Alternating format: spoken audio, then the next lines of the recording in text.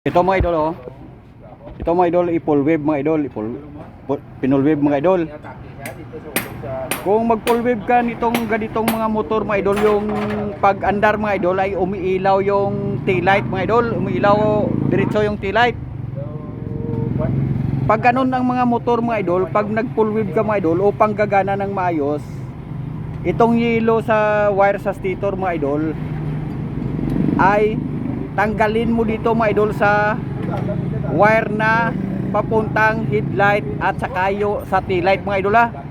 Kasi sa dati niyang regulator nito mga idol, itong motor ay andar kasi Honda Beat ito mga idol na old model. Old model na Honda Beat. Pag andar nito mga idol ay iilaw yung tail light. Iilaw yung tail light mga idol. Kaya kailangan mga idol buksan nyo dito mga idol sa wire sa dati niyang regulator mga idol.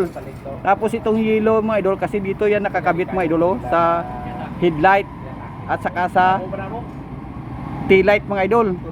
Tanggalin mo dyan itong yellow na sa stator mga idol. Tapos itong yellow mga idol, ito yung ikabit mo sa accessories wire mga idol, yung yellow papuntang tail light at saka headlight. O ano mang diskarte mo dyan mga idol, ko basta ikabit mo to mga idol, kasi para iilaw yung headlight at saka yung tail light mga idol. Ayan, tanggalin mo mga idol, kasi kung hindi mo ito matanggal mga idol sa mga motor na pag andar ay umiilaw yung tail light, yung regulator niyan mga idol ay hindi gagana ng maayos. Ayan, kailangan walang nakakabit na ilaw sa yellow wire mga idol.